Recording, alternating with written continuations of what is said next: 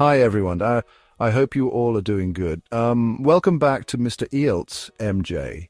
In this video, I'm bringing you a full Band 9 IELTS Speaking Mock Test using real exam questions from Italy, July 2025, third week.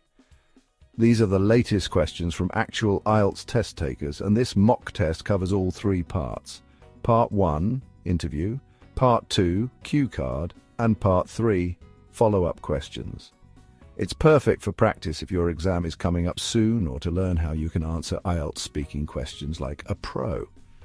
Listen carefully, take notes, and try to answer along with me. And if you're new here, don't forget to like, subscribe, and hit the bell icon for more real exam updates and tips. Let's get started.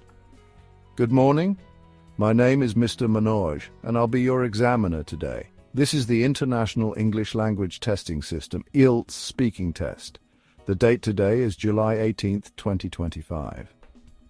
The test center number is IELTS 927 and the candidate number is 009875. In this first part, I'm going to ask you some questions about yourself, which is the introduction part in the exam. Now let's begin with part 1. Okay, the first question is, what is your full name? Well, my full name is Anya Scott, and you can call me Anya. Okay, Anya, the second question is, do you work or are you a student? Well, I'm currently working full-time as a marketing assistant at a multinational company.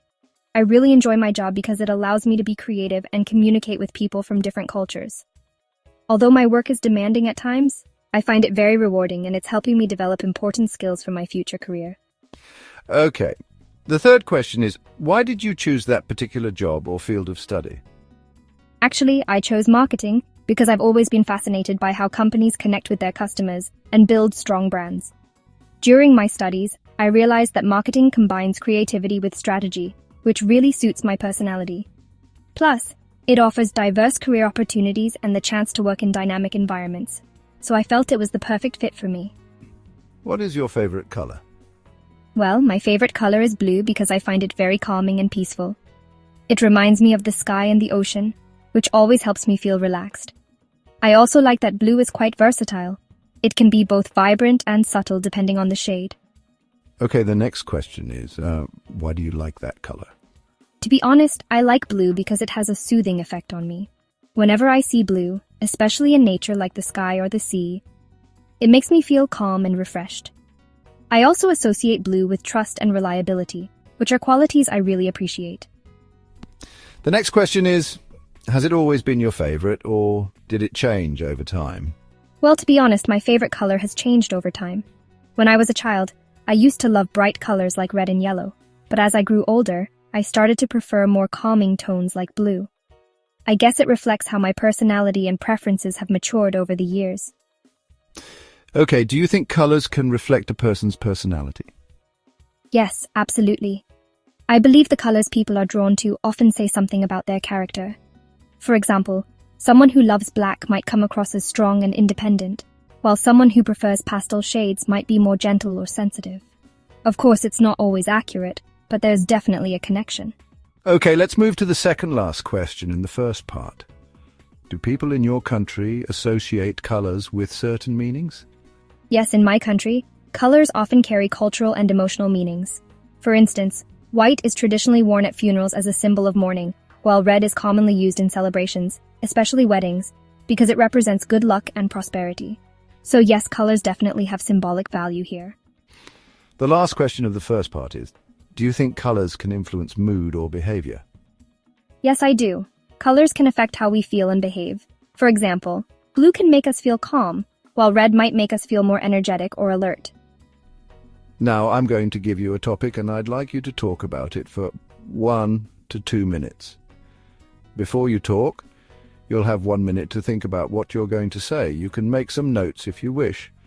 Here is your topic. Your 1 minute starts now. Okay, I understand. The cue card question is, describe a situation in which you had to tell a friend the truth. You should say what the situation was, how your friend reacted, why you had to tell them the truth, and explain how you felt about it.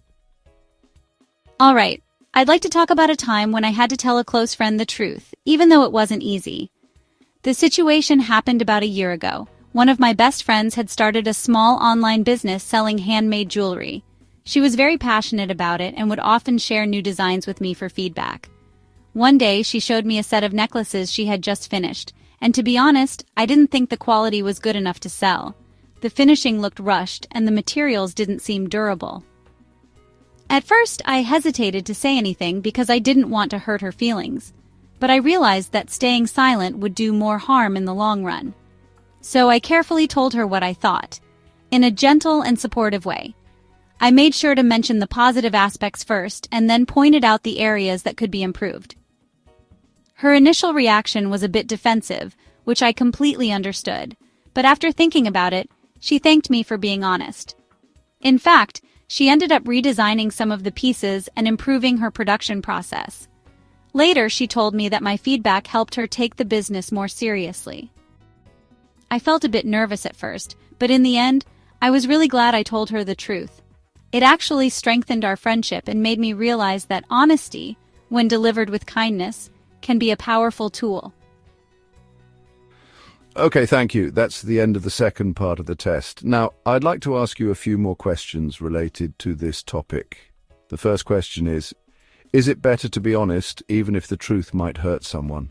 Well, in my opinion, it's usually better to be honest, even if the truth might hurt someone in the short term.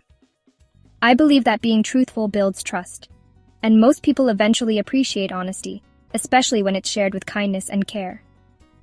Okay, the second question is, are there situations where being honest can cause more harm than good? Yes, I think so. There are definitely situations where being too honest might lead to unnecessary pain. For instance, if someone is already emotionally vulnerable, saying something too direct could make things worse. In such cases, I believe honesty should be handled gently. Okay, the next question is, do you think children naturally tell the truth, or do they learn it over time? That's an interesting question. I'd say children are naturally honest in the beginning because they don't fully understand consequences. But as they grow older, they start to learn when to tell the truth and when not to, often based on how adults around them behave. Okay, can society influence children to be less honest as they grow up? Yes, absolutely. Society plays a big role in shaping how children behave. If they grow up seeing people lie to avoid problems or gain something, they may start thinking that honesty isn't always the best choice. So environment really matters. Okay, we have few questions before the end of this test. The next question is, in what ways is honesty connected to dignity or self-respect? Personally, I believe honesty and self-respect go hand in hand. When someone is honest, it shows they have integrity and confidence in who they are. Being truthful allows a person to feel proud of their actions and maintain their dignity, even in difficult situations. Okay, let's move to the final question. Do you think honesty is always appreciated in the workplace? To be honest, not always. While most companies say they value honesty, in reality, being too open can sometimes cause tension. It depends on how you communicate and what the workplace culture is like. In supportive environments, honesty is more likely to be welcomed. Okay, thank you, Anya. That is the end of the speaking test. Have a good day.